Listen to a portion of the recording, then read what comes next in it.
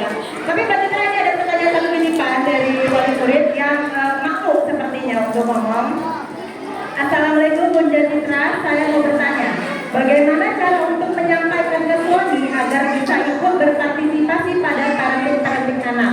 Karena sudah saya sampaikan seperti yang Bunda sampaikan, dari merayu suami, udah dirayu-rayu tersebut, masih tetap bilang nggak mau, dan ujung-ujungnya malah suaminya marah kalau diajak parenting, karena dianggap ya seperti yang Bunda Citra bilang tadi, dianggap gangguan jiwa tentunya kan, atau ada kesalahan pada dirinya. Sehingga selama 10 tahun ini saya menyerahkan full mengurus anak-anak sendiri. Bagaimana agar suami mau ikut serta mendidik anak, karena cara-cara yang Bunda sampaikan sudah saya lakukan. Terima kasih Bunda. Silakan jawab dulu sebelum kita masuk ke 3 pertanyaan selanjutnya. Okay. Di media sosial itu kalau diajak ngobrol pernah nggak? Maksudnya contoh tuh ada banyak media sosial. Iya, itu masih nggak mau juga tuh suaminya.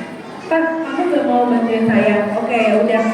Ini media sosial, berita-berita pakai narkoba, itu contoh nyata loh Pak. Contoh nyata inkonsistensi parenting. Pakai ayat nggak mempan juga, suaminya nggak mempan juga.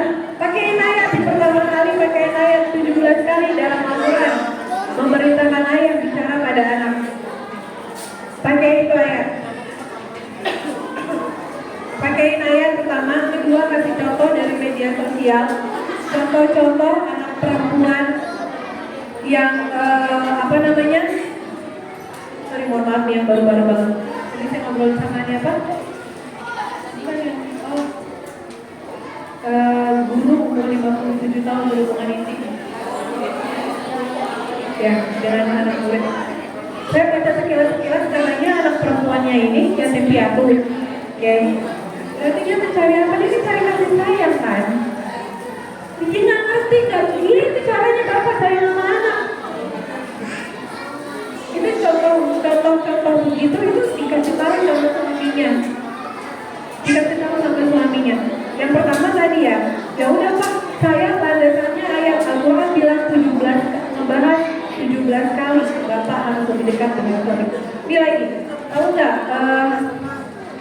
Ini saya ngasih tahu banget ini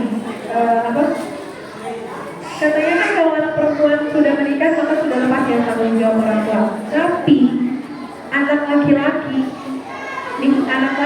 kita menikah dia ya, lalu istrinya tidak ridho karena dia tidak bisa menjadi imam yang baik, itu bapaknya tanggung jawab loh ternyata. Justru bapaknya tuh tanggung jawab, nggak lepas loh.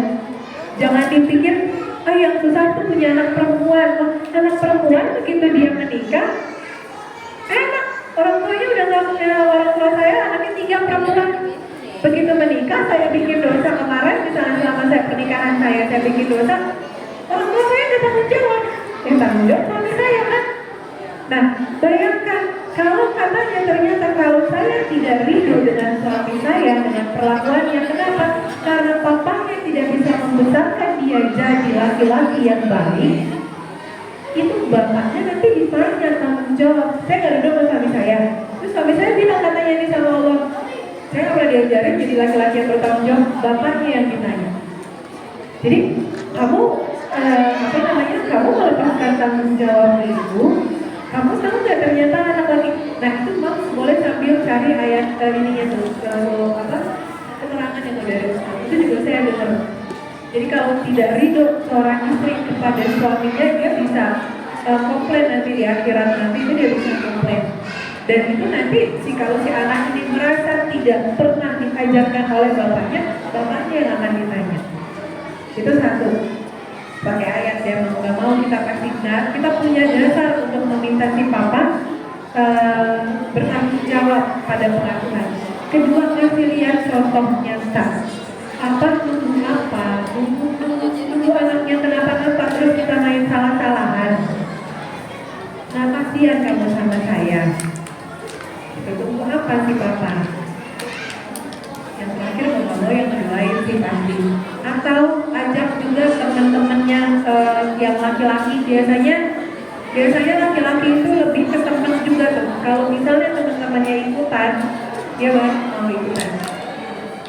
Atau kalau ada kajian parenting yang membawakan yang laki-laki, ajak si papanya untuk ikut. Pak, ini laki-laki loh yang ngomong. Kamu kalau nggak mau dengerin perempuan, ya udah ini laki-laki juga loh yang ngomong. Kalau di klinik saya, kadang kita melibatkan dokternya laki-laki gitu. Jadi yang di situ saya sama si dokter, kenapa si dokter ini ngajakin si bapak-bapak ikutan dengerin. Gitu. Ini emang susah banget sih, dan apa namanya ada Ustaz Ajo Bakery itu mas bisa cari dengerinnya aja bapak tak buka dulu gitu, dengerin sama si bapaknya. Jadi mungkin nggak langsung mama lagi buka lagi dengerin si Ustaz itu, tapi dengerinnya sebelah si papa, kasih kesadaran pelan-pelan sama si papa. Iya, tengil. Terima kasih Mbak Citra. Tapi saya menanggapi pertanyaan tadi, mungkin yang pertanyaan yang malu itu belum kuat di sana ya. Contohnya, misalnya kalau udah diajak itu Mbak, tapi masih marah-marah. Mungkin nggak sih kalau kita ngambil daripada nih berantem sama suami gitu kan, daripada deh gue jadi perannya single parent aja yang pertama ya. Jadi walaupun ada suami, tapi dia udah single parent aja gue sendiri. Atau memang kedua, siapa tahu di sini ada ibu-ibu yang memang single parent, nggak ada suami. Nah, tips-tipsnya seperti apa Mbak Citra? Oke. Ini beda ya, single parent karena memang mohon maaf bercerai atau meninggal, yang pada saat pengasuhan anak tidak hadir, beda dengan papa yang tidak berfungsi ya, tidak berperan. Beda. Kalau single parent, mama bisa kasih pengertian ke anak, maafkan ya mama punya kekurangan karena papaku misalnya meninggal atau kami tidak bersama gitu, dan dia tidak hadir setiap hari dalam proses pengasuhan. Itu anak bisa diberikan pemakluman, mama harus berperan jadi ibu dan bapak kamu, dan itu nggak gampang. Nah, tapi ini bapaknya ada yang mudah-mudah nih, kalau pengalaman kita di proses pengasuhan tadi bapaknya itu ya pasien kita itu lebih banyak anak laki-laki yang tidak bisa berperan menjadi laki-laki. Ini ada yang akhirnya baru kemarin kita dapat kabar, akhirnya bisa pacaran dan bisa memikirkan pernikahan. Itu ibu bapaknya harus keluar duit, terapi keluar duit. Untungnya orang ada ya, gitu. Keluar dulu, anaknya rawatan dulu sama kita. Rawatannya di 2022.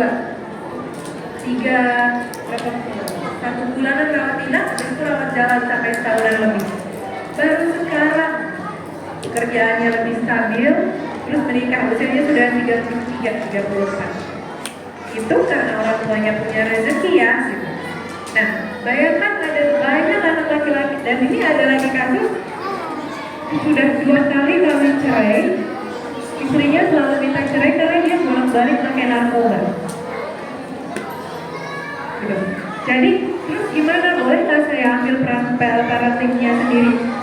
Kalau mama kuat silakan, tapi jelaskan ke ayah apa yang anak rasakan ketika ayahnya ada tapi tidak berperan. Karena anak pasti punya luka dan punya rasa sedih. Nyokap gue sendirian ngurusin gue, apalagi kalau anaknya laki-laki ya. Kalau anaknya perempuan masih aman tuh, mamanya aja yang lebih berperan. Selama komunikasi sama mama bagus kalau anaknya perempuan. Tapi kalau ada punya anak laki-laki terus dia melihat nyokap gue nggak ada, itu 2. Kalau mamanya baik, pintar, artinya parentingnya bagus, dia akan jadi pelindung si anak laki-laki ini. Tapi kalau mamanya juga kewalahan, karena gini, kalau mau jadi mau parenting sendiri, mau single parenting, tapi papanya ada, mama harus bisa meyakinkan diri bahwa saya kuat fisik emosional. Kalau saya merasa saya tidak mampu, maka harus minta tolong sama suaminya, tolong saya tidak mampu. Kamu kalau nggak percaya saya, kamu mau dengerin siapa? Tadi ya, kasih denger Ustaz ustaz laki-laki, parenting laki-laki, kasih dengar. Habis itu sholat, kamu tahu nggak contoh nyata itu banyak. Kalau perlu ajak jalan-jalan ke rumah sakit jiwa Grogol. Terus ajak suaminya dengerin cerita psikolognya ini bisa gangguan jiwa karena apa?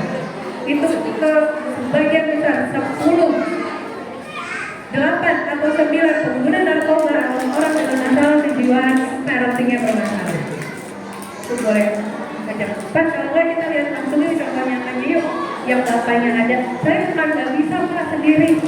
Saya bisa sendiri. Saya merasa saya kuat diri sendiri.